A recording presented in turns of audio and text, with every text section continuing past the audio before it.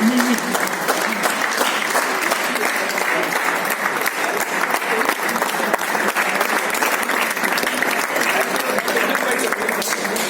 बारे में 2 लाइन कहना चाहूंगा।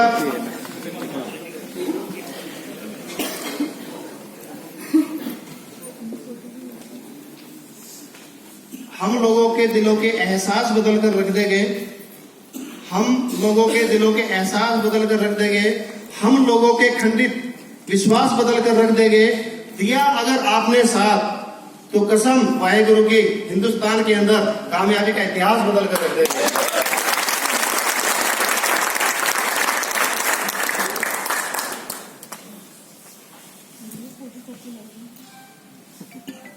Good evening. मुझे नहीं लगता है कि मेरे लिए बोलने जैसा कुछ रखा है। बहुत कुछ है सर। सुदर्शन सर, राज भाई, शकील भाई, स्वामी जी, आज से 17 महीना पहले जब हमने प्लैटिनम कॉइन को लेके इंडिया में काम स्टार्ट किया तो बिल्कुल मैं ये चाहता था कि जिस तरह से मैं इस प्रोजेक्ट को देख रहा हूं उस तरह से हजारों लोग इस प्रोजेक्ट में आके अपने विजन को आगे लेके जाए। और 17 महीने के बाद आज उस लेवल पे पहुंचे। 35,000 से ज्यादा लोगों के अकाउंट से 17 से 18 कंट्री के अंदर हम कनेक्ट हो गए एक बेहतरीन प्रोजेक्ट के साथ।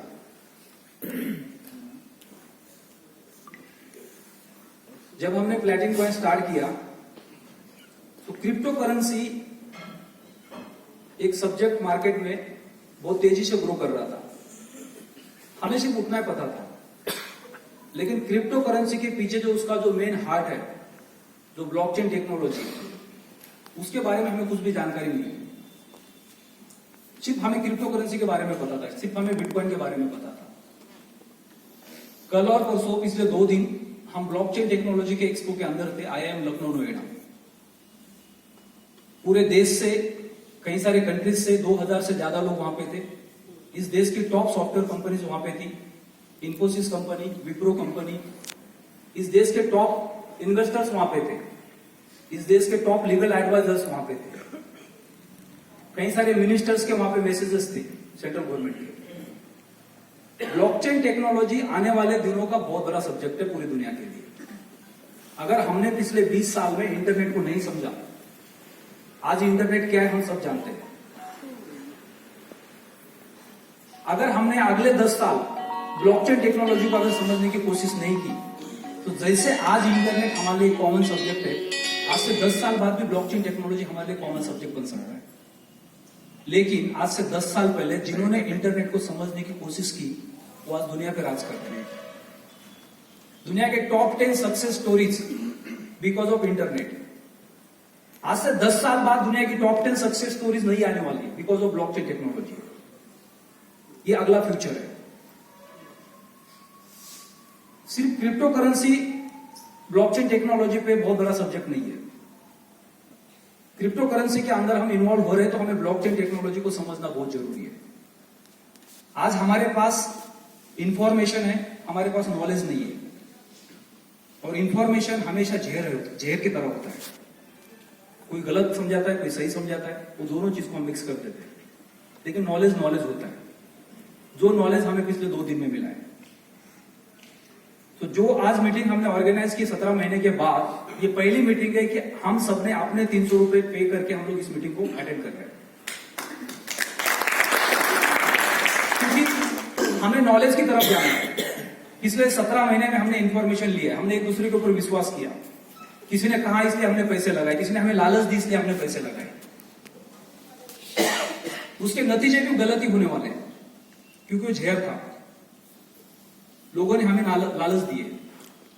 आज से 17 महीना पहले या करीबन 8 से 9-10 महीना पहले बिटकॉइन की वैल्यू 14 से 15 लाख रुपए थी।